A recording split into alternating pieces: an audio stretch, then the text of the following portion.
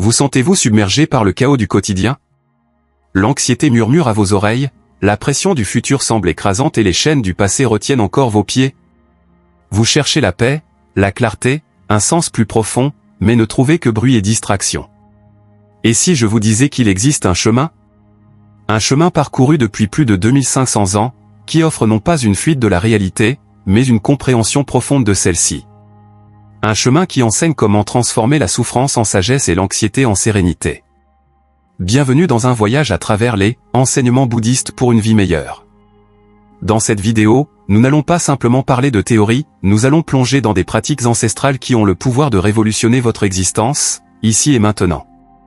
Si vous êtes prêt à faire taire le chaos et à trouver la paix durable qui réside en vous, votre voyage commence en ce moment précis. Avant de commencer, si vous cherchez également cette transformation, rendez-vous service ainsi qu'à notre chaîne, cliquez sur le bouton « S'abonner » et activez la cloche. Et si ce thème résonne en vous, laissez votre « j'aime » dès maintenant. C'est un geste simple qui nous aide à continuer d'apporter la sagesse ancestrale au monde moderne. Maintenant, respirez profondément. Commençons.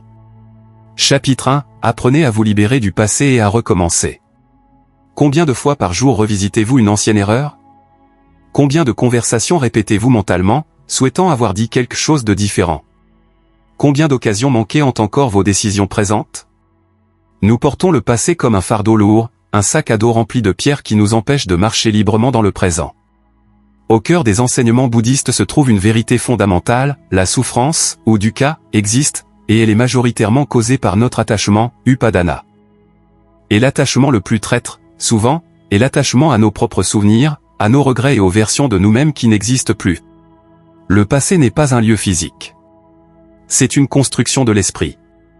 C'est un fantôme. Et pourtant, nous permettons à ce fantôme de dicter les règles de notre vie actuelle. Le Bouddha enseignait que la vie ne peut être vécue qu'en un seul moment, le maintenant.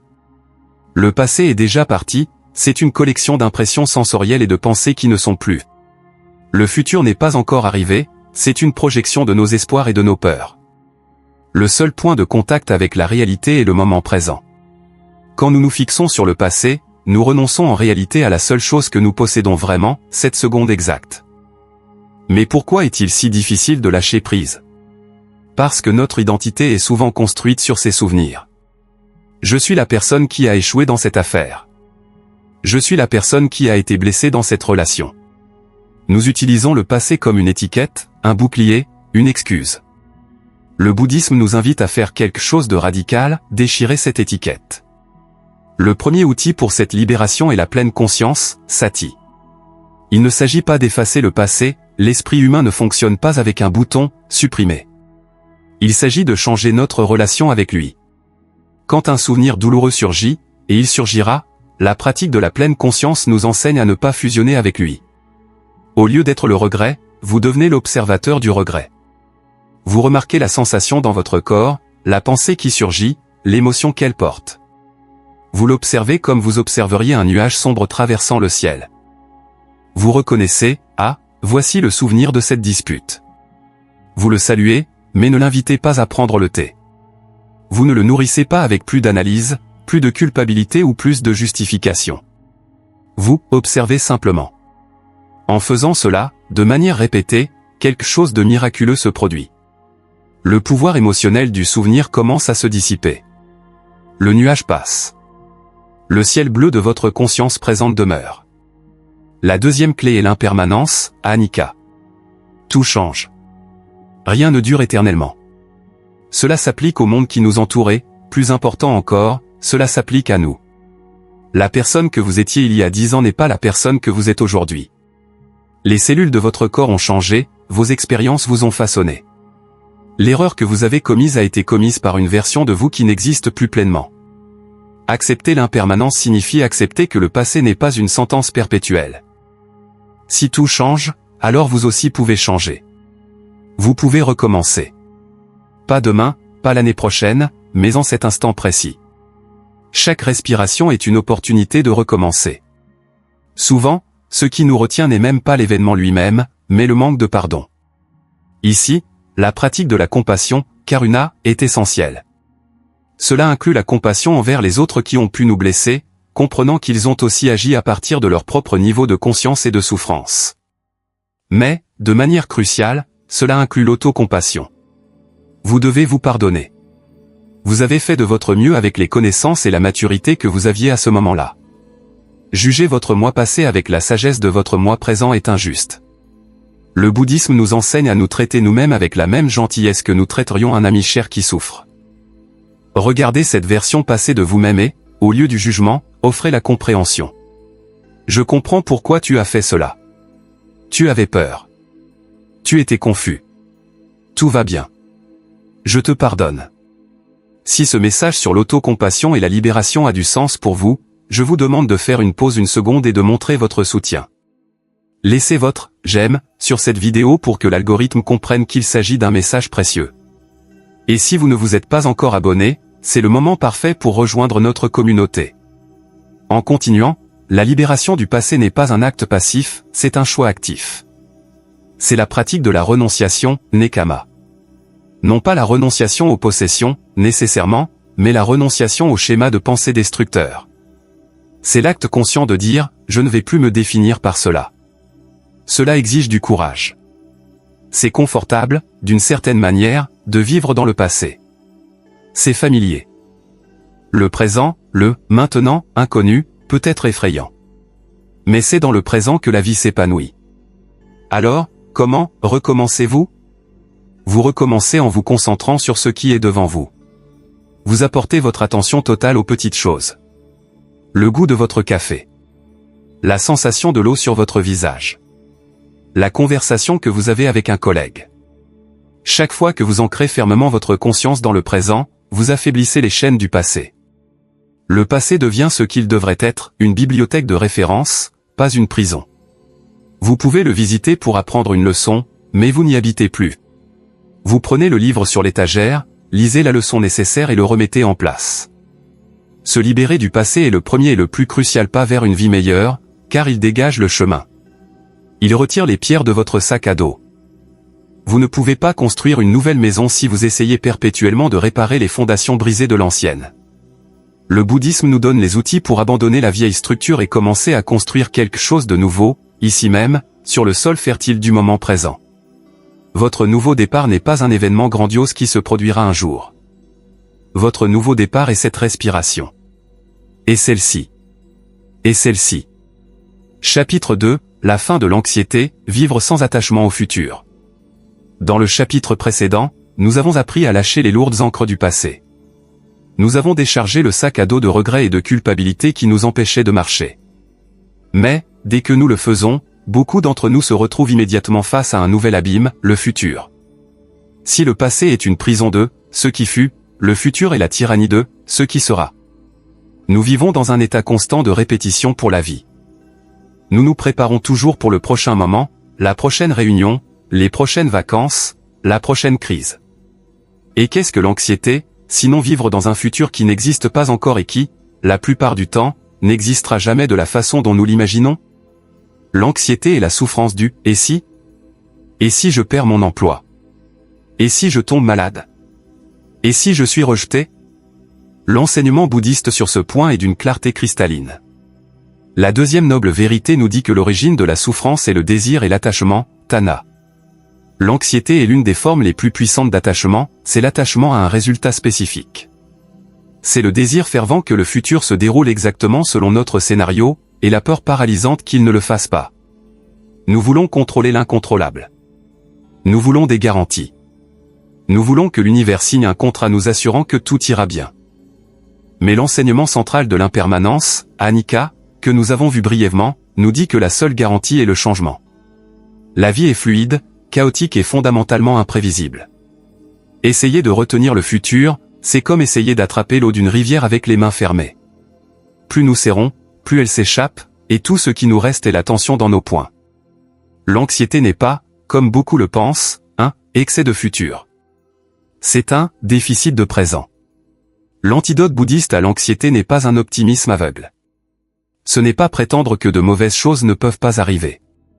L'antidote est la pratique radicale de lâcher le contrôle. Cela nous amène à un concept souvent mal compris, l'acceptation. Dans le contexte bouddhiste, l'acceptation n'est pas la passivité. Ce n'est pas abandonner. Ce n'est pas s'asseoir et laisser la vie vous écraser. L'acceptation est l'opposé de l'anxiété. C'est la reconnaissance sobre et courageuse de la réalité telle qu'elle est en ce moment précis. L'anxiété vit dans l'écart entre la réalité et notre désir. La paix vit dans la fusion de notre conscience avec la réalité. Quand vous vous sentez anxieux, la pratique est simple, bien qu'elle ne soit pas facile. Premièrement, reconnaissez l'anxiété. Ne luttez pas contre elle. Ne vous culpabilisez pas de la ressentir. Observez simplement, voici le schéma mental de l'anxiété. Mon cœur s'accélère. Mon esprit projette un désastre. Deuxièmement, respirez. Ramenez votre attention à la seule chose qui se passe indéniablement maintenant, votre respiration. Sentez l'air entrer, l'air sortir. L'anxiété ne survit pas longtemps sous le projecteur concentré de la pleine conscience dans le présent. Elle est comme un vampire qui ne supporte pas la lumière du soleil du « maintenant ». Troisièmement, et c'est l'étape transformatrice, différencier la préoccupation de la planification. La planification est fonctionnelle. C'est penser, il fait froid dehors, donc je vais prendre un manteau. La planification se fait dans le présent, calmement, pour faire face à une réalité probable. La préoccupation est dysfonctionnelle. C'est penser, et s'il y a une tempête de neige? Et si la voiture tombe en panne? Et si j'attrape une pneumonie? Et si le chauffage cesse de fonctionner? La préoccupation est une fantaisie névrotique. Le bouddhisme nous enseigne à agir avec sagesse et moyens habiles, prajna et upaya. Nous faisons ce qui doit être fait. Nous plantons les graines. Un fermier sage sait qu'il peut préparer le sol, choisir la meilleure graine, planter à la bonne profondeur et arroser correctement. Il peut contrôler ses actions. Mais il ne peut pas contrôler le soleil, la pluie ou les parasites. Il ne peut pas contrôler le résultat. Le fermier anxieux passe la nuit éveillé, regardant le ciel, craignant le manque de pluie ou son excès. Le fermier sage fait son travail puis se repose, acceptant qu'il a fait tout ce qui était en son pouvoir. Il fait confiance au processus. Si vous reconnaissez ce schéma de préoccupation dans votre propre vie et cherchez un moyen de trouver la paix du fermier sage, s'il vous plaît, soutenez cette chaîne. Votre abonnement et votre « j'aime » sont incroyablement importants. Ils nous disent que nous sommes sur la bonne voie, créant du contenu qui aide et transforme vraiment. Vivre sans attachement au futur signifie remplacer l'anxiété par la confiance. Non pas une confiance aveugle que « tout ira bien », mais une confiance profonde que, quoi qu'il arrive, j'aurai les ressources intérieures pour y faire face. C'est cultiver la résilience de l'esprit, ce que les bouddhistes appellent upeka, ou équanimité. C'est l'esprit équilibré, qui n'est ni excessivement élevé par les gains ni dévasté par les pertes. C'est le centre calme de l'ouragan. Quand vous lâchez le besoin de contrôler le futur, quelque chose de magique se produit. Vous récupérez une quantité immense d'énergie. L'énergie qui était dépensée en préoccupation, en scénarios hypothétiques, en essayant de deviner ce que les autres pensent, est maintenant disponible pour vous, dans le présent. Vous devenez plus efficace, pas moins. Vous répondez aux défis de la vie avec clarté, au lieu d'y réagir avec peur. Vous devenez comme un maître archer. L'anxiété, c'est se concentrer tellement sur la cible et la peur de rater, que votre bras tremble. La paix, c'est se concentrer sur votre posture, votre respiration, la tension correcte de l'arc. C'est se concentrer sur le processus de tirer la flèche de la meilleure façon possible. Où la flèche tombera, en fin de compte, n'est pas entièrement sous votre contrôle. Libérez-vous de l'illusion du contrôle. Faites de votre mieux dans le maintenant. Plantez de bonnes graines avec une intention claire. Et ensuite, lâchez prise. Laissez le futur venir à votre rencontre, un moment présent à la fois. Vous découvrirez que, quand vous n'essayez plus de dicter les termes de la vie, vous êtes parfaitement équipé pour danser avec elle, quelle que soit la musique qu'elle joue.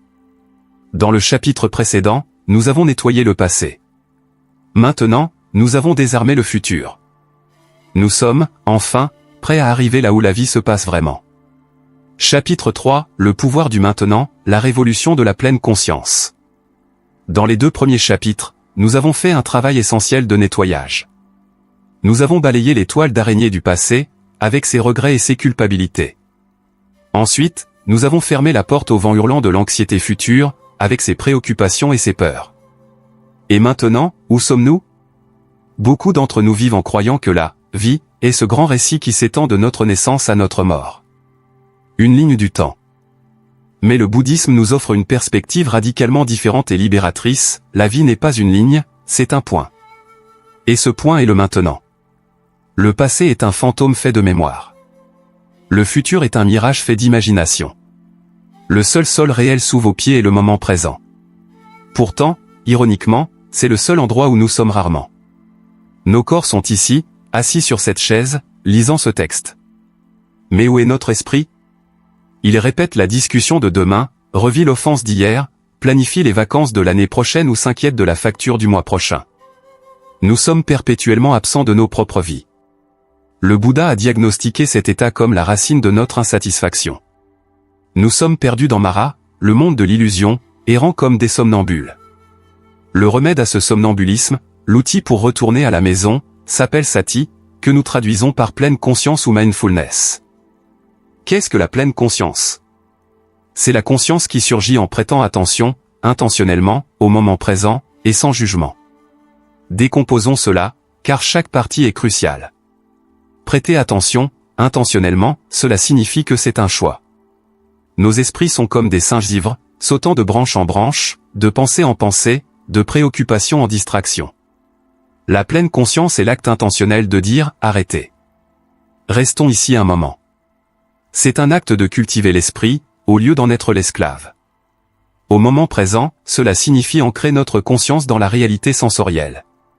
Que suis-je en train de voir maintenant? Les couleurs, les formes. Que suis-je en train d'entendre maintenant?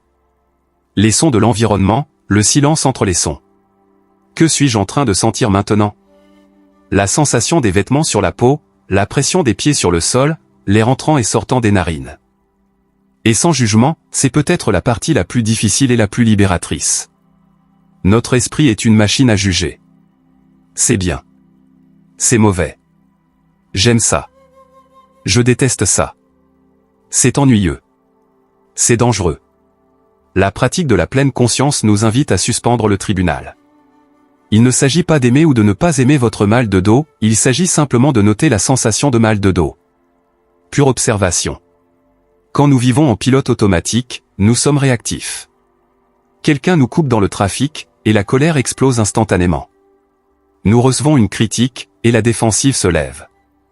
La pleine conscience crée un espace. Entre le stimulus, la coupure dans le trafic, et la réponse, l'explosion de colère, la pleine conscience insère un moment de choix. Dans cet espace, vous observez, ah, voici la sensation de colère qui surgit. Mon cœur s'est accéléré. Mon visage est chaud. En observant la colère sans devenir la colère, elle perd son pouvoir sur vous. Vous pouvez alors choisir comment répondre, au lieu de simplement réagir. C'est la liberté. Si vous avez déjà senti que votre vie passe en pilote automatique et cherchez les outils pour reprendre le contrôle et vivre avec plus de présence, c'est le moment de vous engager dans votre voyage. Cliquez sur le bouton « S'abonner » pour ne manquer aucun chapitre de cette série. Et si vous croyez que plus de gens ont besoin d'apprendre à vivre le présent, laissez votre « j'aime » pour répandre ce message. Beaucoup confondent la pleine conscience, en particulier la méditation, avec une tentative de « vider l'esprit ». Ils essaient, échouent misérablement, parce que l'esprit produit des pensées, tout comme le cœur bat, et conclut « ce n'est pas pour moi ». Le bouddhisme est clair, le but n'est pas d'arrêter les pensées. Le but est d'arrêter d'être emporté par elles. Imaginez que vous êtes assis au bord d'une rivière. Les pensées sont l'eau et les débris, feuilles, branches, qui passent. Vivre en pilote automatique, c'est sauter dans la rivière et être emporté par le courant, heurtant tous les rochers. Pratiquer la pleine conscience, c'est s'asseoir calmement sur la rive et simplement observer la rivière couler. Ah, une pensée sur le travail. Ah, un souvenir d'enfance. Ah, un jugement sur moi-même. Vous observez simplement, et il passe. La pratique de la pleine conscience se divise en deux ailes, formelle et informelle. La pratique formelle est la méditation assise. C'est le « gymnase » de l'esprit. Vous vous asseyez pendant 10, 20, 30 minutes et choisissez une encre pour votre attention. L'encre la plus commune est la respiration. Ce n'est pas une respiration spéciale, c'est juste la sensation de l'air entrant et sortant. Inévitablement, en quelques secondes, votre esprit va vagabonder. Il ira vers ce que vous devez acheter au marché, vers cette conversation étrange, vers n'importe où, sauf vers la respiration. Le moment où vous réalisez que vous vous êtes distrait n'est pas un échec. C'est le moment magique de la pratique. C'est le biceps de la pleine conscience. Au moment où vous réalisez « Ah, je me suis distrait », vous êtes déjà à nouveau conscient. Et puis, doucement, sans vous culpabiliser, vous ramenez votre attention vers l'encre de la respiration. Encore, et encore, et encore. Chaque retour est une victoire. Mais la vraie magie se produit dans la pratique informelle. C'est apporter cette conscience dans la vie quotidienne. Le maître zen Thich Nhat Hanh a dit qu'on peut pratiquer la pleine conscience en faisant la vaisselle. Au lieu de faire la vaisselle en pensant à comment vouloir finir rapidement pour aller regarder la télévision, vous faites simplement la vaisselle. Vous sentez la température de l'eau, l'odeur du savon, la texture de l'assiette. En ce moment, faire la vaisselle devient la chose la plus importante du monde. Vous pouvez pratiquer en marchant, sentant les pieds toucher le sol, en mangeant, savourant chaque bouchée, notant les couleurs et les textures, en vous brossant les dents. Vous pouvez pratiquer l'écoute. Combien de fois, écoutons-nous, quelqu'un tout en formulant notre prochaine phrase? L'écoute attentive est d'offrir votre présence totale à l'autre. En faisant cela, la vie se transforme. Ce qui était banal devient miraculeux. La vie cesse d'être une série de tâches à cocher et devient une série de moments à vivre. Cette gorgée de café le matin peut être une expérience profonde de saveur, de chaleur et de gratitude. Vivre dans le maintenant est l'antidote au regret et à l'anxiété. Pourquoi? Parce que dans le présent, en cette seconde exacte, généralement tout va bien. En cette seconde, vous respirez. Vous êtes en sécurité.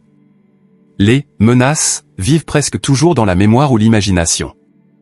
En vous ancrant dans le maintenant, vous trouvez la seule vraie paix qui existe. Nous avons réussi.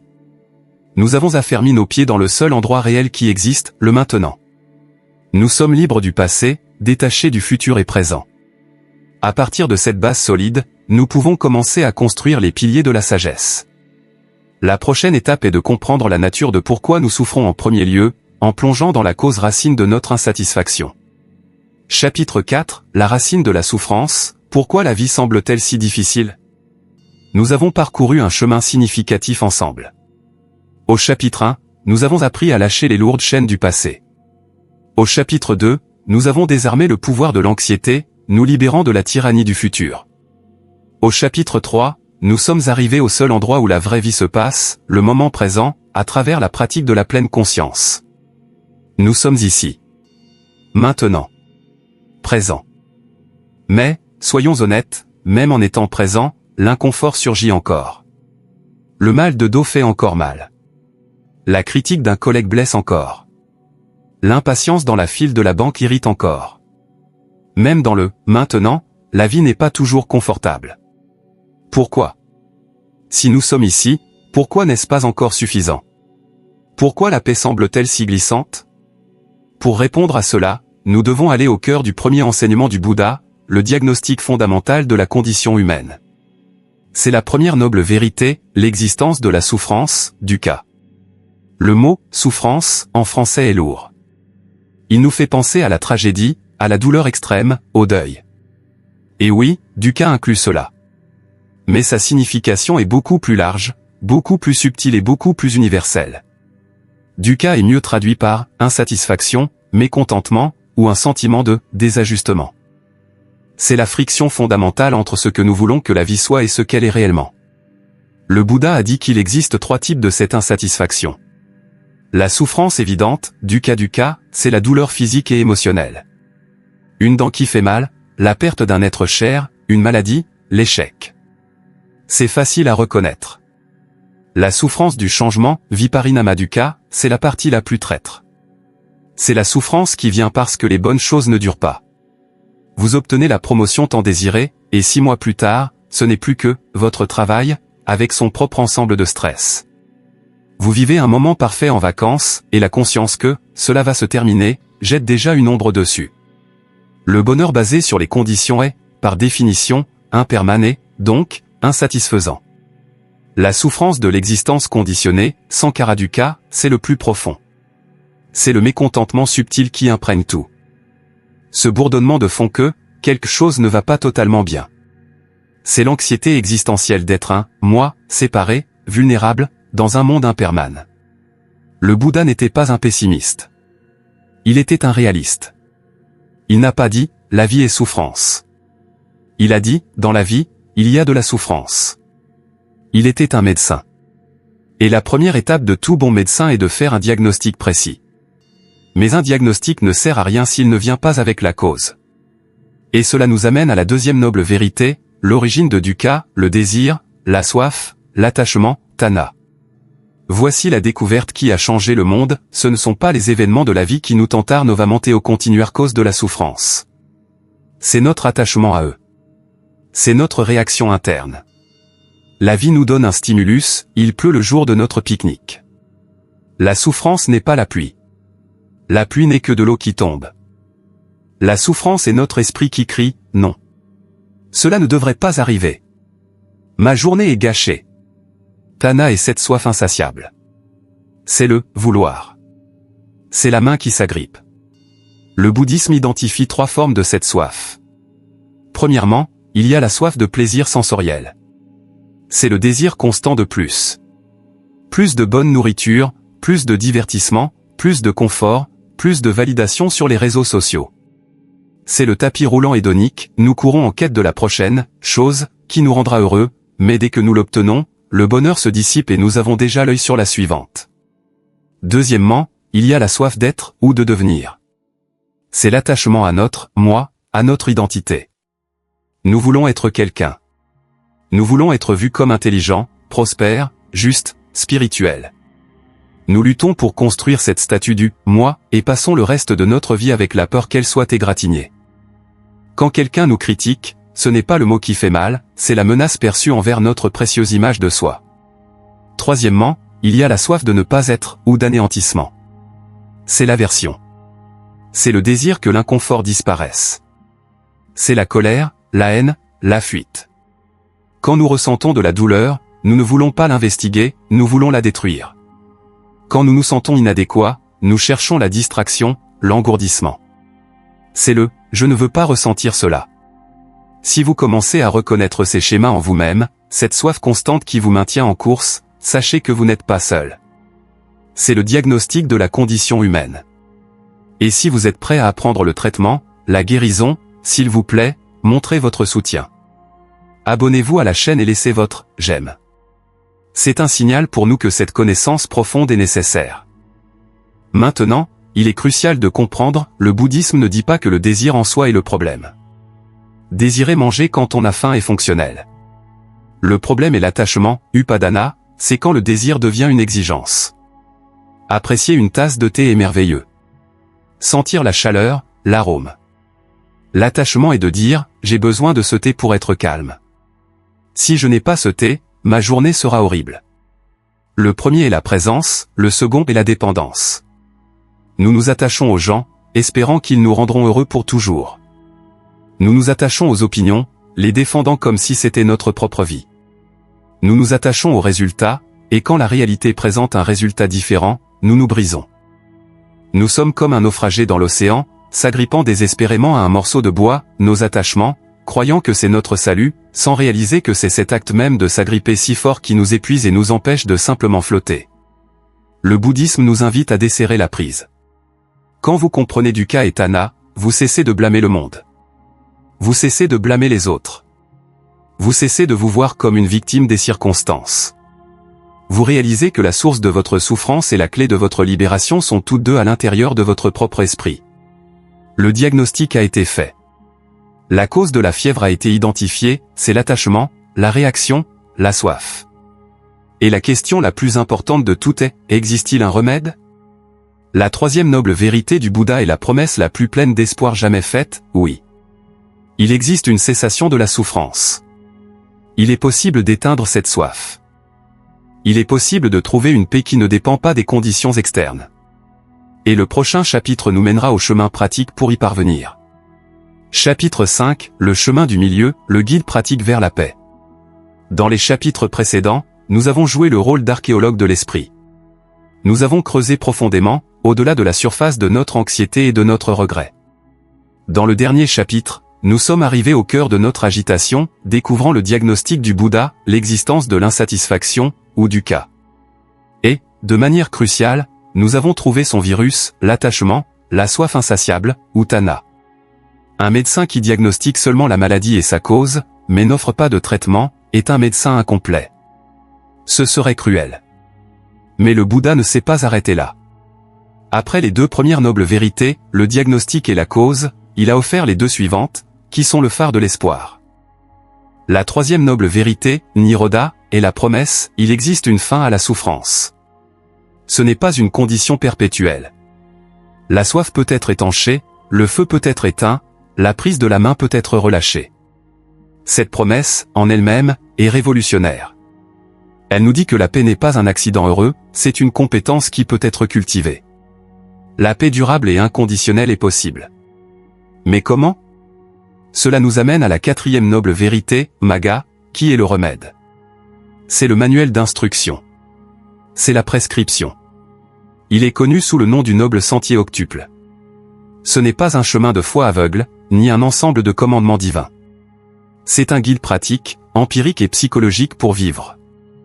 Il est appelé « le chemin du milieu » parce que le Bouddha, ayant vécu comme un prince dans le luxe extrême puis comme un ascète dans la privation extrême, a réalisé que la vérité n'était dans aucun des extrêmes. Ni dans l'hédonisme, la quête du plaisir, ni dans l'ascétisme, le déni de la douleur. Le chemin du milieu est un chemin d'équilibre, de sagesse, de modération. C'est une vie vécue avec intelligence et conscience. Beaucoup imaginent ce chemin comme 8 marches que nous montons, l'une après l'autre. Mais ce n'est pas précis. Il vaut mieux l'imaginer comme les 8 rayons d'une roue. Chacun est essentiel, et tous travaillent ensemble, simultanément, pour faire tourner la roue de la libération. Ils ne sont pas linéaires, ils sont holistiques. Pour faciliter la compréhension, ces 8 facteurs sont regroupés en 3 piliers, sagesse, prajna, conduite éthique, sila, et discipline mentale, samadhi. Déballons ce guide pour une vie meilleure. Le premier pilier est la sagesse, prajna. C'est la carte qui nous guide. Vision correcte, ou compréhension correcte, c'est le point de départ. Ce n'est pas opinion correcte. C'est voir la réalité telle qu'elle est, non telle que nous voudrions qu'elle soit. C'est comprendre profondément les vérités que nous explorons, que la souffrance, dukkha, existe, qu'elle est causée par l'attachement, tanha, qu'elle peut cesser, nirodha, et qu'il existe un chemin pour cela, magga. C'est voir l'impermanence, anicca, en tout, et la nature insatisfaisante de l'attachement. Si nous n'avons pas la bonne carte, nous errons perdus. Intention correcte, ou pensée correcte, avoir la carte n'est pas suffisant, nous avons besoin de la bonne motivation pour le voyage. C'est notre « pourquoi ». L'intention correcte nous demande de cultiver 3 qualités pures, l'intention de renonciation, lâcher l'attachement, l'intention de bienveillance, cultiver l'amour et la gentillesse, metta, et l'intention de non-violence, ne pas causer de mal à nous-mêmes ou aux autres, ahimsa. Avant d'agir ou de parler, nous nous demandons, quelle est l'intention derrière cela? Est-ce pour aider ou pour blesser? Est-ce pour s'agripper ou pour lâcher prise? Le deuxième pilier est la conduite éthique, sila. C'est comment nous nous comportons dans le monde, comment nous traduisons notre sagesse en action. Parole correcte, sommes-nous conscients du pouvoir immense de nos mots? Les mots peuvent déclencher des guerres ou guérir des blessures. La parole correcte nous invite à éviter 4 types de paroles nuisibles, mentir, dire ce qui n'est pas vrai, paroles qui divisent, ragot, calomnie, mots qui dressent les uns contre les autres, paroles dures, insultes, colère, maudits pour blesser, et paroles futiles, bavardage, sans but, qui agitent simplement l'esprit. Au lieu de cela, nous cultivons la parole qui est vraie, gentille, utile et dite au moment approprié.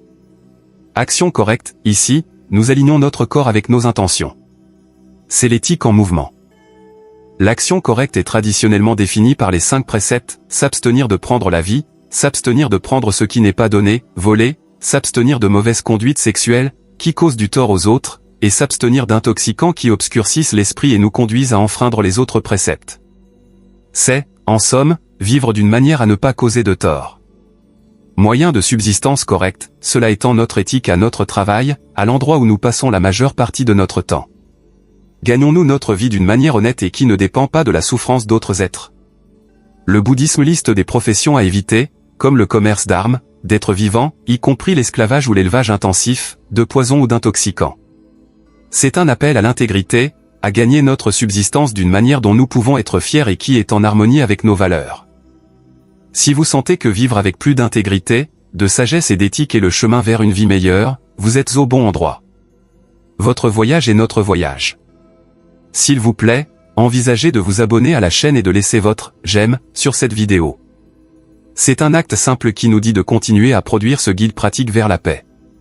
Finalement, nous avons le troisième pilier, la discipline mentale, samadhi. C'est la salle de sport, de l'esprit, l'entraînement qui nous donne la force d'appliquer réellement la sagesse et l'éthique. Effort correct, la transformation n'arrive pas par hasard. Elle exige un effort. Mais pas un effort tendu, de grincement de dents, mais plutôt un effort habile, comme celui d'un jardinier. L'effort correct a 4 parties, l'effort pour prévenir que les pensées négatives, colère, cupidité, surgissent, l'effort pour abandonner celles qui ont déjà surgi, l'effort pour cultiver les pensées positives, gentillesse, concentration, qui n'ont pas encore surgi, et l'effort pour maintenir et nourrir celles qui sont déjà présentes. C'est l'hygiène mentale active.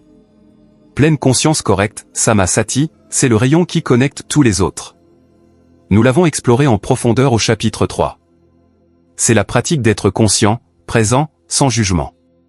C'est la pleine conscience de la respiration, du corps, des sensations, des émotions et des pensées. C'est ce qui nous permet de voir quand notre vision est déformée, de percevoir notre intention avant d'agir, d'entendre les mots avant qu'ils ne sortent de notre bouche et de reconnaître une pensée négative au moment où elle germe. C'est le cœur du chemin.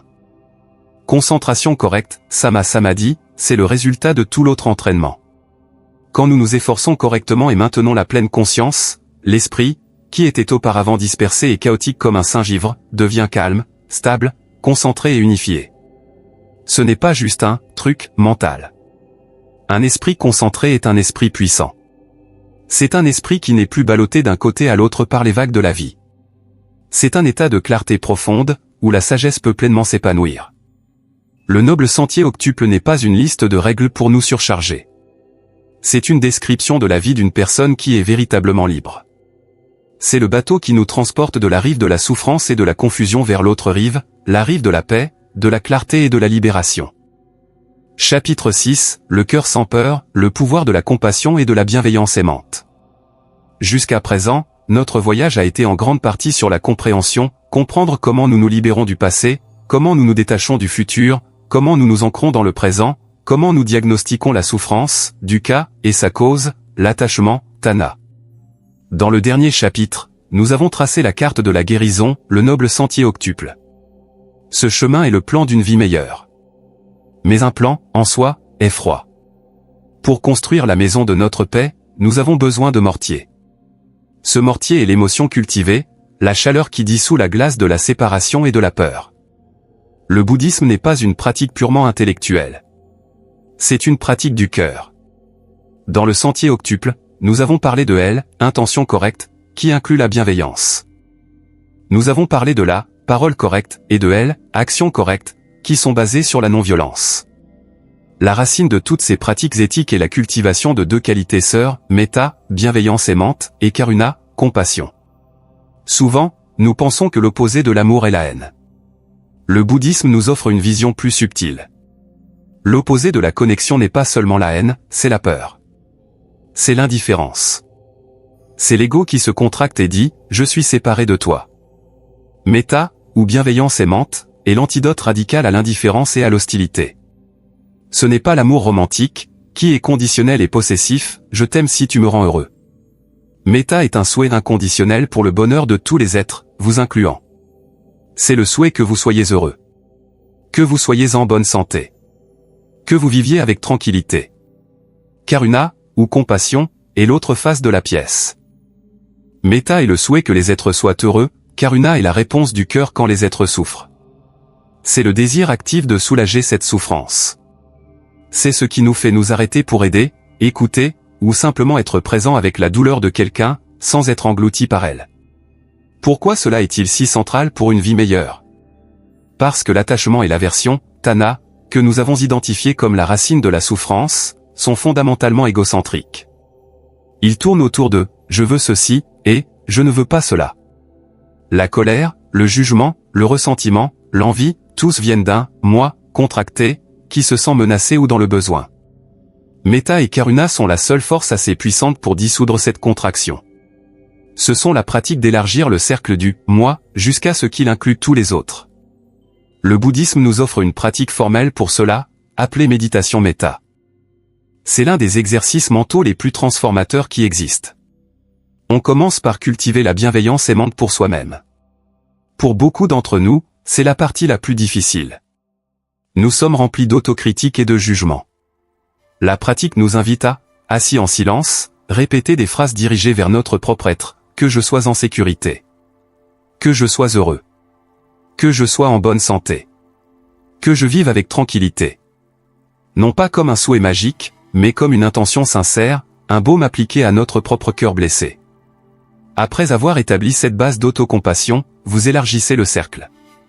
Vous pensez à un bienfaiteur, quelqu'un qui a été gentil avec vous, un professeur ou un ami et souhaitez la même chose pour lui, que tu sois en sécurité. Que tu sois heureux. Ensuite, le cercle s'élargit à une personne, neutre, quelqu'un que vous voyez tous les jours, mais pour qui vous ne ressentez rien, comme le caissier du supermarché ou le conducteur de bus. Vous reconnaissez l'humanité partagée, que tu sois aussi heureux. Puis, et seulement quand votre cœur est réchauffé et fort, vous tentez l'étape la plus difficile, vous amenez à l'esprit une personne difficile. Quelqu'un qui vous irrite, qui vous a blessé. Et, reconnaissant que cette personne souffre aussi, est aussi prise dans ses propres schémas d'attachement et d'aversion, vous essayez, même minimalement, d'étendre le souhait, que tu trouves aussi la paix. Que ta souffrance soit soulagée. Finalement, vous élargissez le sentiment à tous les êtres, dans toutes les directions, sans exception. Que fait cette pratique? Elle brise l'habitude de la catégorisation. Elle dissout les murs que nous construisons entre nous et eux. Elle entraîne l'esprit à sortir du schéma réactif de colère et de jugement et à entrer dans le schéma réceptif de compréhension et de soin. Si vous reconnaissez que le monde, et peut-être vous-même, a besoin de plus de compassion et moins de jugement, et si cette pratique résonne en vous, je vous demande de rejoindre notre communauté. S'abonner à la chaîne est un acte de Metta, soutenant la diffusion de ce message. Et laisser votre « j'aime » est un acte de Karuna, aidant d'autres personnes qui souffrent à trouver ce contenu. Maintenant, parlons de Karuna, la compassion. La compassion n'est pas la pitié. La pitié regarde de haut, ô, pauvre de toi. La compassion est l'empathie en action. Elle regarde les yeux dans les yeux et dit, je vois ta souffrance. Elle est valide. Et je suis là.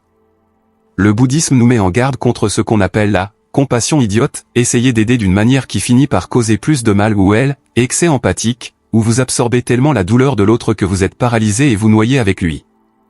La vraie compassion, cultivée dans le sentier octuple, est équilibrée par la sagesse, vision correcte, et par l'équanimité, ou PK, que nous verrons plus loin. Vous comprenez que vous ne pouvez pas contrôler la souffrance de l'autre, mais que vous pouvez offrir un soulagement. Vous aidez, mais ne vous attachez pas au résultat de votre aide. Vous offrez votre bateau à quelqu'un pour traverser la rivière, mais vous ne pouvez pas ramer pour lui. Vivre une vie meilleure, sous l'optique bouddhiste, est impossible en tant que projet solo. Nous sommes des êtres interdépendants. Votre bonheur est intrinsèquement lié au mien, et le mien au vôtre. Quand vous pratiquez Metta et Karuna, vous cessez de voir le monde comme un champ de bataille d'égos concurrents et commencez à le voir comme un vaste réseau interconnecté d'êtres, tous voulant la même chose, être heureux et être libre de la souffrance. Le conducteur qui vous a coupé dans le trafic? Il n'est pas votre ennemi, c'est un être pris dans sa propre précipitation et colère, souffrant. Le collègue qui vous a critiqué? Il est pris dans sa propre insécurité, souffrant. Cela vous rend passif? Au contraire. Cela vous rend plus efficace. Vous cessez de jeter de l'essence sur le feu, répondre à la colère par la colère, et commencer à apporter de l'eau, répondre avec clarté, avec des limites fermes, mais sans haine. Cultiver Metta et Karuna est l'acte le plus courageux de tous. C'est choisir d'ouvrir le cœur dans un monde qui nous enseigne souvent à le fermer pour survivre.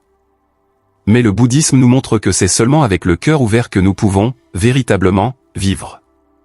Chapitre 7, l'alchimie de la souffrance, transformer les obstacles en chemin. Nous avons construit une base extraordinaire jusqu'ici. Nous avons libéré notre esprit des chaînes du passé et des brumes de l'anxiété future. Nous nous sommes fermement ancrés dans le pouvoir du moment présent. Nous avons courageusement regardé le diagnostic de la condition humaine, l'insatisfaction, dukkha, et sa racine, l'attachement, tanha. Nous avons tracé la carte de la libération, le noble sentier octuple, et appris à alimenter notre voyage avec la chaleur de la bienveillance aimante, Méta, et de la compassion, Karuna. Il semble que nous soyons prêts. Nous sommes en paix. Et puis, la vie arrive. Vous êtes licencié. Quelqu'un que vous aimez tombe malade. Un projet pour lequel vous avez lutté échoue spectaculairement. La douleur physique surgit. La trahison se produit. Que faisons-nous quand la théorie rencontre la réalité brutale? Que faisons-nous quand la tempête arrive? Beaucoup de gens s'approchent de la spiritualité avec une attente erronée, celle qu'elle créera un bouclier magique qui empêchera les mauvaises choses d'arriver. Ils cherchent une vie libre de douleur, libre de pertes, libre de difficultés. Le bouddhisme nous offre quelque chose de beaucoup plus puissant et réaliste. Il ne promet pas une vie sans tempête. Il promet de nous enseigner à construire un bateau insubmersible. Il ne nous enseigne pas à éviter la douleur, il nous enseigne à ne pas ajouter de souffrance à la douleur. C'est la distinction la plus importante de toutes. Le Bouddha l'a appelée la parabole des deux flèches. La première flèche est la douleur elle-même. C'est l'événement. C'est le licenciement, la maladie, la perte. C'est la douleur inévitable de l'existence dans un monde impermanent. Cette première flèche, dit le Bouddha, fait partie de la vie. Nous n'avons pas un contrôle total sur elle. La deuxième flèche est notre réaction à la douleur. C'est la souffrance que nous créons. C'est la flèche que nous lançons sur nous-mêmes. La première flèche, le licenciement, fait mal. La deuxième flèche est notre esprit qui dit « c'est un désastre. Ma vie est finie. Je suis un échec. Pourquoi cela m'arrive-t-il toujours? C'est injuste. » C'est la rumination, la culpabilité, la victimisation, la colère, la honte. La douleur de la première flèche est inévitable. La souffrance de la deuxième flèche est optionnelle. Une vie meilleure, selon le bouddhisme, n'est pas une vie sans première flèche. C'est une vie où nous apprenons à arrêter de lancer la deuxième, troisième et quatrième flèche sur nous-mêmes. C'est ici que nous pratiquons l'alchimie de la souffrance. L'alchimie était l'art ancien d'essayer de transformer le plomb en or. L'alchimie bouddhiste est la pratique de transformer le plomb de l'adversité en or de la sagesse. L'ingrédient secret de cette alchimie? La pleine conscience, sati, que nous avons déjà discuté, combinée avec l'investigation, Dhammavikaya. Quand la difficulté surgit, notre instinct automatique, conditionné par la soif de non-être, vibhavatana, est de réagir de trois façons. Lutter, se mettre en colère, blâmer les autres, résister agressivement. Fuir, se distraire, s'engourdir, nier ce qui se passe, procrastiner. Geler, être paralysé par l'apitoiement sur soi, par l'anxiété ou par la dépression. Le bouddhisme nous offre une quatrième option, radicale, se tourner vers l'intérieur. Au lieu de fuir la tempête, nous apprenons à marcher vers son centre calme. Quand la douleur, qu'elle soit physique ou émotionnelle, surgit, la pratique est celle-ci. Premièrement, reconnaissez-la, sati. Ne luttez pas, ne fuyez pas, notez simplement, ah, voici la sensation de tristesse. Voici la piqûre du rejet. Voici la peur. Deuxièmement, permettez, kanti. Créez de l'espace pour la sensation. Au lieu de vous contracter autour d'elle, ce qui ne fait que l'intensifier, voyez si vous pouvez, respirer, dedans. Imaginez votre cœur et votre esprit devenant vastes comme le ciel, permettant à ce nuage sombre d'émotions d'être simplement là, sans avoir à faire quoi que ce soit à ce sujet. Troisièmement, investiguez, Dhammavikaya. C'est l'alchimie. Avec une curiosité douce, demandez, qu'est-ce que c'est, vraiment? Qu'est-ce que cette anxiété? Est-ce un serrement dans la poitrine? Une accélération du cœur? Une pensée rapide dans l'esprit? Qu'est-ce que cette colère? Est-ce de la chaleur au visage? De la tension dans les épaules? En disséquant l'expérience en ses sensations composantes, elle perd son pouvoir monolithique. Colère cesse d'être un monstre solide et devient un flux de sensations impermanentes et passagères. Quatrièmement, ne vous identifiez pas, anatta. La partie la plus importante. Vous n'êtes pas votre colère. Vous êtes la conscience qui est consciente de la colère. Vous n'êtes pas votre douleur. Vous êtes l'espace où la douleur est ressentie. Cette désidentification est la libération finale. La douleur peut être présente, mais vous, votre paix centrale, n'êtes pas menacé par elle. Le maître Zen Suzuki Roshi a dit, la souffrance n'est pas un problème à résoudre. C'est une porte à traverser. Chaque obstacle dans votre vie n'est pas un détour sur le chemin, il est le chemin. La personne difficile dans votre bureau n'est pas un problème, elle est votre professeur de patience et de compassion. Tentar novamente au continuer. Votre propre anxiété n'est pas votre ennemi, elle est votre professeur, vous montrant exactement où vous êtes attaché au futur. Votre paresse n'est pas un défaut moral, elle est votre professeur, vous invitant à investiguer ce que vous voulez vraiment et ce que vous craignez. Nous voyons cela dans l'image de la fleur de lotus. Le lotus, symbole de l'illumination dans le bouddhisme, ne pousse pas dans des champs propres et stériles. Il pousse dans la boue la plus épaisse et sombre. C'est de la boue de notre souffrance, de notre avidité, colère et confusion que la fleur de la sagesse et de la compassion peut émerger. Par conséquent, la pratique bouddhiste nous demande d'arrêter d'essayer de nous réparer, nous-mêmes et le monde, et au lieu de cela, d'utiliser chaque expérience, surtout les difficiles, comme matériel pour l'éveil. Quand vous pratiquez cette alchimie, votre vie change. Vous cessez de craindre la douleur. Vous développez une confiance inébranlable en votre propre capacité à faire face à tout ce que la vie vous présente. Vous devenez un alchimiste. Si vous êtes fatigué de lancer la deuxième flèche sur vous-même, si vous voulez apprendre à transformer la boue de votre vie en or, alors vous êtes au bon endroit. C'est l'un des enseignements les plus profonds pour une vie meilleure. Soutenez ce voyage, abonnez-vous à la chaîne maintenant et laissez votre « j'aime » pour que ce message de résilience atteigne plus de personnes qui souffrent inutilement. La souffrance n'est pas un signe que vous faites quelque chose de mal.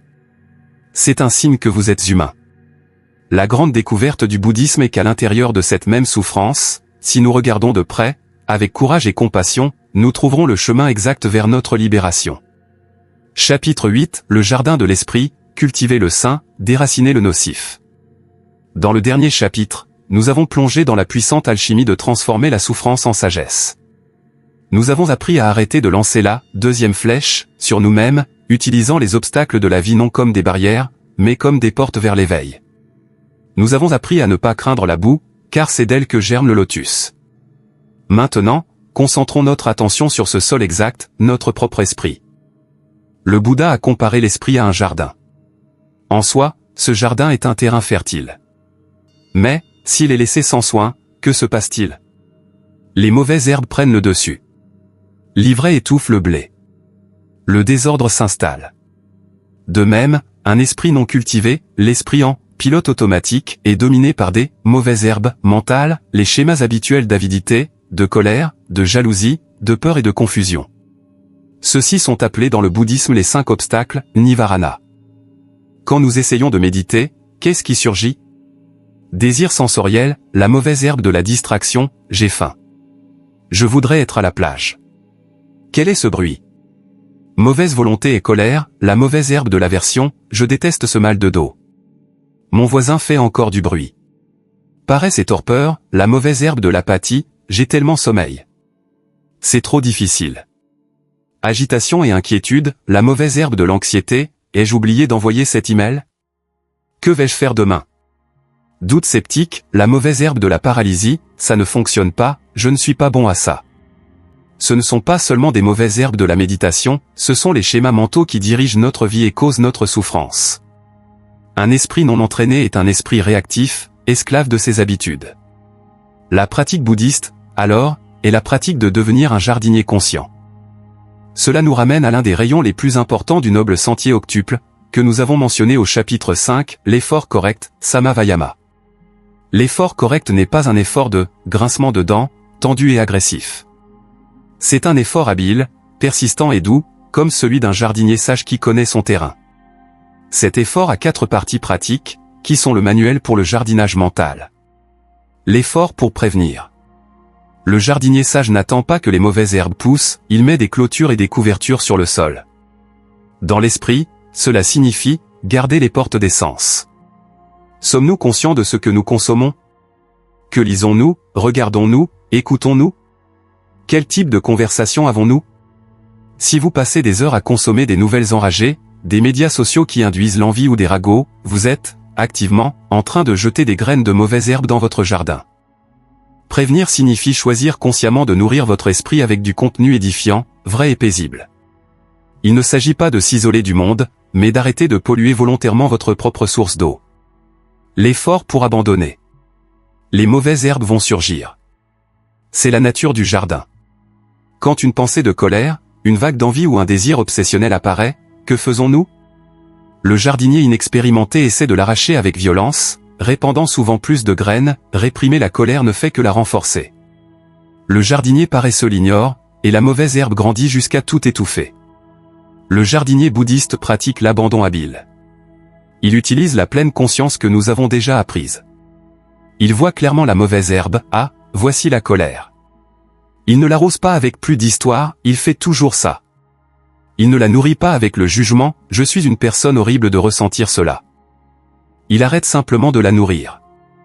Il ramène son attention vers quelque chose de sain, sa respiration, une sensation dans le corps, une pensée de bonté. Sans nourriture, la mauvaise herbe de la colère se flétrit et meurt d'elle-même. Vous la laissez mourir de faim. L'effort pour cultiver. C'est le côté joyeux du jardinage. Nous ne faisons pas que retirer ce qui est mauvais, nous plantons activement ce qui est bon. Nous plantons les fleurs et les arbres fruitiers. Dans le bouddhisme, ce sont les qualités opposées aux obstacles. Ce sont les 7 facteurs de l'illumination, pleine conscience, investigation, énergie, joie, tranquillité, concentration et équanimité. Comment cultivons-nous cela? En pratiquant activement. Nous cultivons la bienveillance aimante, méta, comme nous l'avons vu au chapitre 6. Quand vous vous sentez mal, au lieu de vous vautrer, pouvez-vous activement souhaiter du bien à quelqu'un? Pouvez-vous pratiquer la générosité, dana? La générosité est l'antidote direct à la mauvaise herbe de l'avidité. Pouvez-vous pratiquer la gratitude? La gratitude est l'antidote direct à la mauvaise herbe de l'insatisfaction. Chaque jour, nous avons le choix, allons-nous arroser les mauvaises herbes ou allons-nous arroser les fleurs? Si vous commencez à voir votre esprit comme un jardin que vous pouvez, activement, cultiver pour qu'il s'épanouisse, alors ce message est pour vous. Le jardinage mental est la compétence la plus importante pour une vie meilleure. Si vous êtes d'accord, aidez ce jardin à grandir, abonnez-vous à la chaîne et laissez votre « j'aime » pour que nous puissions continuer à cultiver la sagesse ensemble. L'effort pour maintenir. Quand une fleur fleurit finalement à un moment de paix, un sentiment authentique de joie ou de compassion, le travail du jardinier est de la protéger. En pratique, cela signifie savourer le bien. Notre esprit a un biais de négativité, il est comme du velcro pour les expériences mauvaises et du téflon pour les bonnes. L'effort correct nous demande d'inverser cela. Quand quelque chose de bien arrive, ne sautez pas immédiatement à la chose suivante. Faites une pause. Pendant 10 secondes. Ressentez authentiquement la joie. Notez la sensation d'accomplissement. Absorbez le sentiment de connexion. En faisant cela, vous renforcez les réseaux neuronaux du bonheur, faisant de votre jardin un endroit où les fleurs se sentent chez elles et fleurissent plus fréquemment.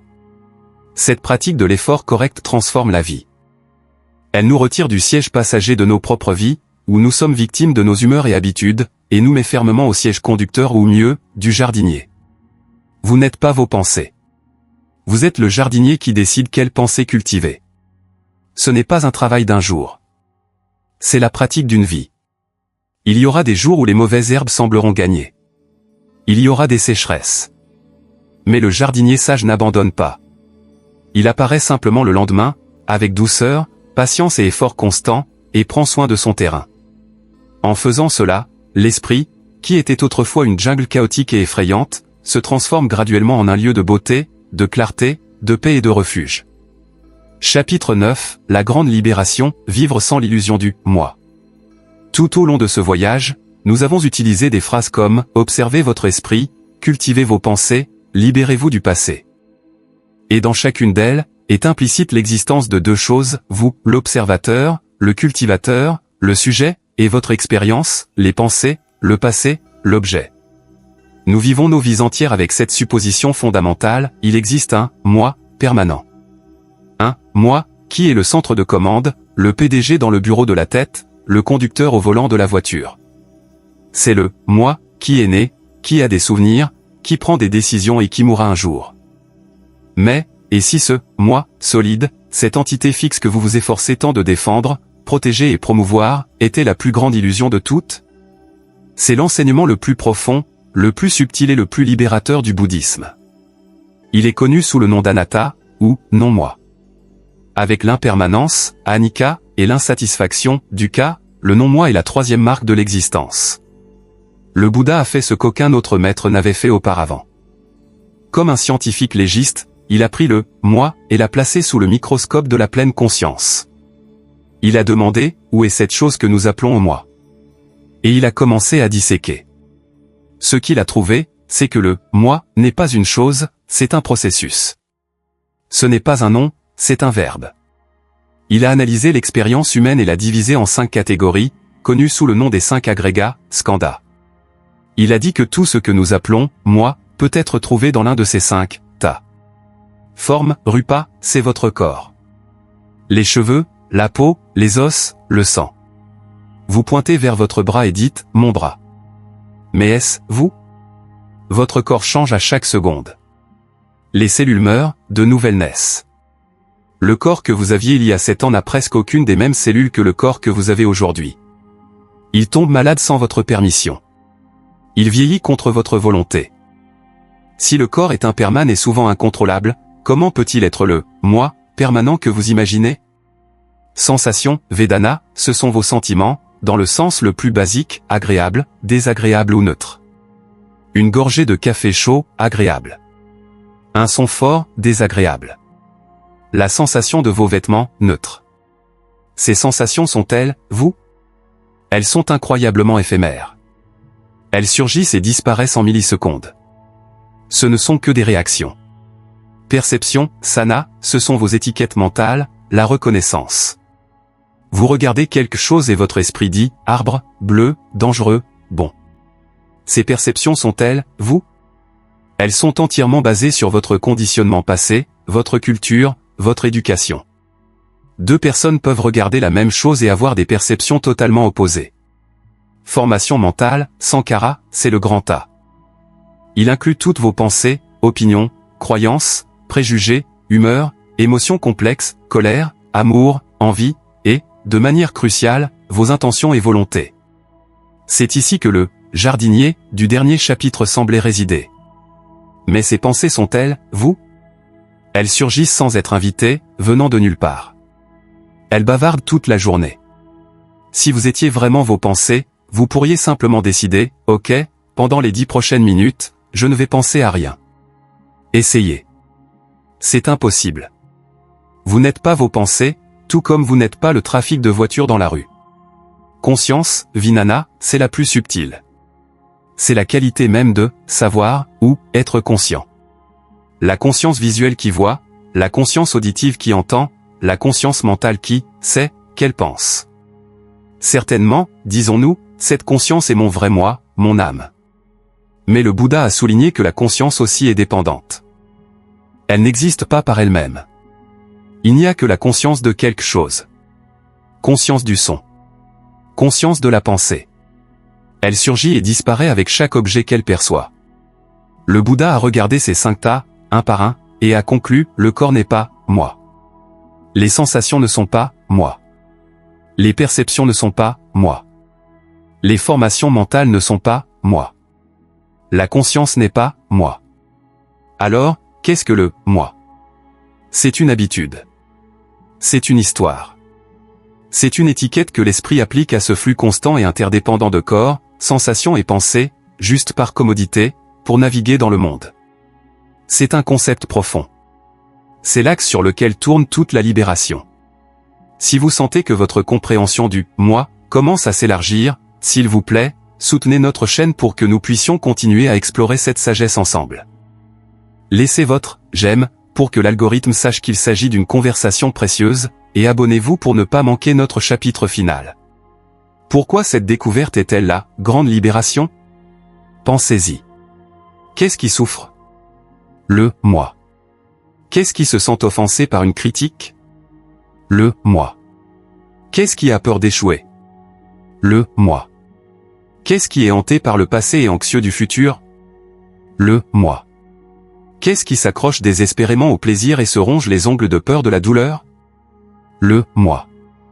Toute la souffrance, dukkha, que nous avons diagnostiquée au chapitre 4, toute la soif, tana, a besoin d'un « moi » solide pour exister.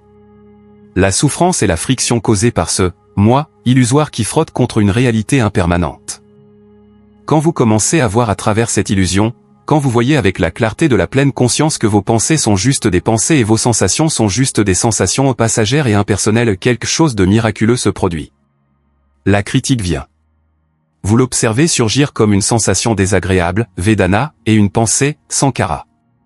Elle surgit, reste un moment, et passe.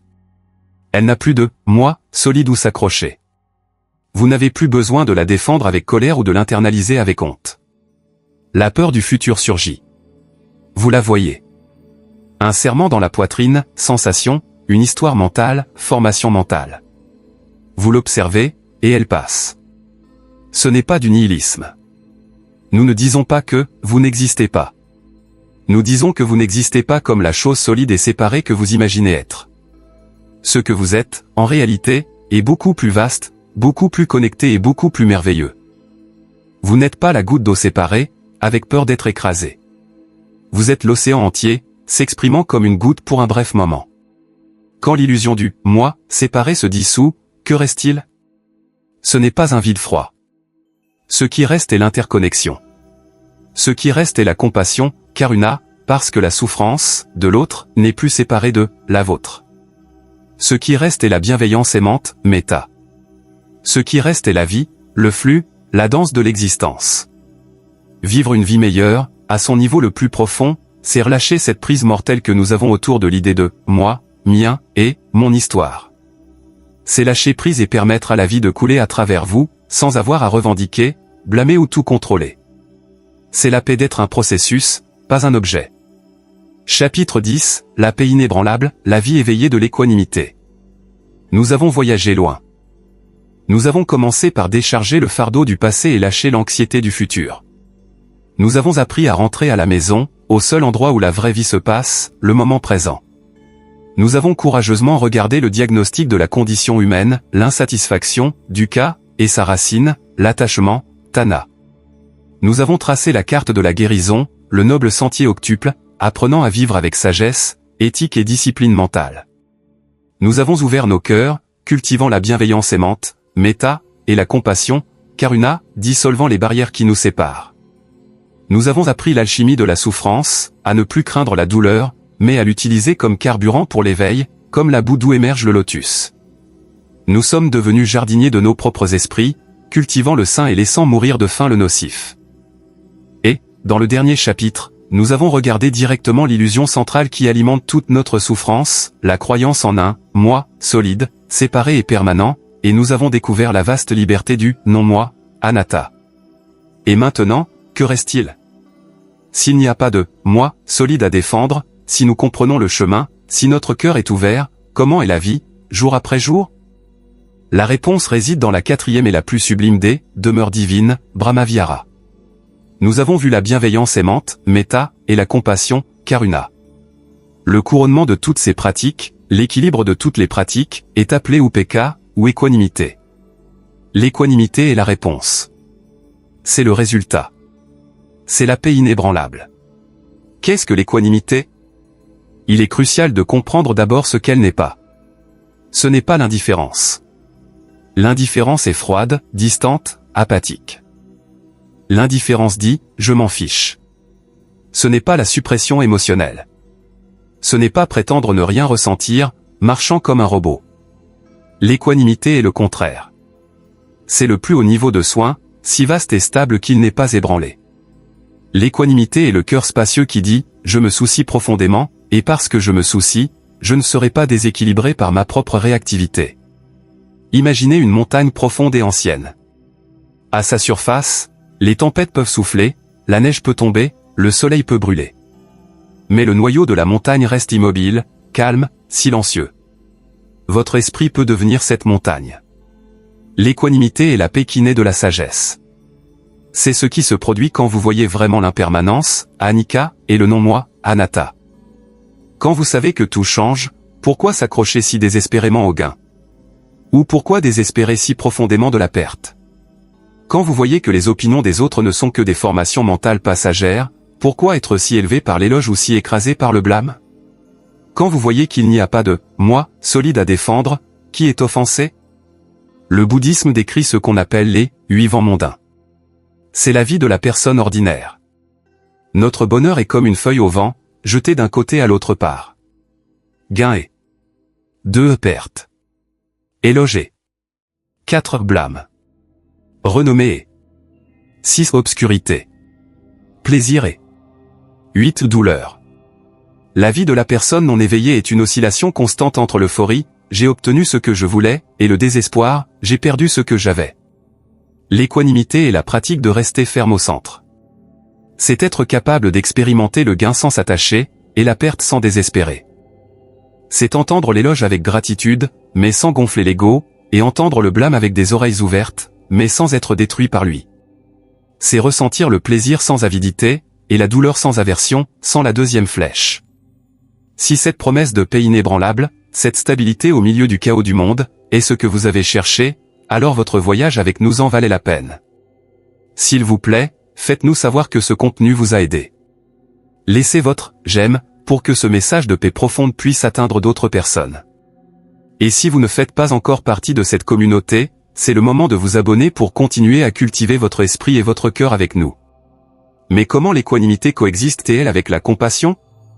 La compassion, Karuna, voit la souffrance et se déplace pour la soulager. L'équanimité, ou PK, fournit l'équilibre. Elle comprend que, bien que nous puissions, et devions, aider, nous ne pouvons pas contrôler les résultats. Nous ne pouvons pas vivre la vie des autres pour eux. La compassion sans équanimité mène à l'épuisement. C'est la mère qui, dans son désespoir d'aider son enfant, finit par se noyer avec lui. L'équanimité sans compassion mène à l'indifférence. C'est l'ermite froid qui se retire du monde. La vie éveillée est la danse des deux. C'est le cœur chaud de la compassion, se déplaçant dans le monde, soutenu par l'esprit calme et clair de l'équanimité. C'est le chirurgien habile, il a une compassion profonde pour le patient, mais ses mains sont fermes, équilibrées, ne tremblant pas d'anxiété pour le résultat. C'est donc la vie meilleure que les enseignements bouddhistes nous offrent. Ce n'est pas une vie flottant sur un nuage, libre de problèmes. Non. C'est une vie où vous faites encore la vaisselle, payez encore les factures, rencontrez encore des personnes difficiles, faites encore face aux maladies et aux pertes. La différence est que vous n'êtes plus en guerre avec vous-même. Le chaos du monde existe, mais il ne pénètre plus le noyau calme de votre être. Vous arrêtez de lancer la deuxième flèche. Vous voyez la colère surgir et la laisser partir, comme un nuage qui passe. Vous voyez le désir surgir et lui souriez, sachant qu'il passera aussi. Vous vivez avec moins de friction, moins de réactivité, et avec un sentiment vaste et croissant d'espace et de liberté. Votre esprit, qui était autrefois une prison, devient un palais. Votre cœur, qui était autrefois fermé par la peur, devient un refuge pour vous et pour les autres. Le voyage de 10 chapitres se termine ici, mais votre véritable voyage, la pratique d'apporter ces enseignements à chaque moment présent, ne fait que commencer. Le chemin a été tracé. Les outils ont été livrés. De l'apprentissage de lâcher le passé à trouver la paix inébranlable de l'équanimité, la sagesse bouddhiste n'est pas une théorie, c'est une pratique quotidienne pour une vie plus libre, plus claire et plus compatissante. Il n'y a rien que vous devez croire. Il n'y a que ce que vous pouvez pratiquer et vérifier par vous-même. Votre voyage ne se termine pas avec la fin de cette vidéo. En fait, il commence maintenant. Si cette série de 10 chapitres vous a apporté de la valeur, vous a donné un outil, ou vous a donné un moment de paix, je vous demande une dernière chose en retour, prenez ces enseignements au sérieux. Et pour nous aider à continuer cette mission, s'il vous plaît, si vous ne l'avez pas encore fait, cliquez maintenant sur le bouton « S'abonner ». Laissez votre « j'aime » final sur cette vidéo comme un signe de votre intention de cultiver une vie meilleure. Merci de nous avoir accompagnés dans ce voyage. Que vous soyez en sécurité. Que vous soyez heureux. Que vous trouviez la paix.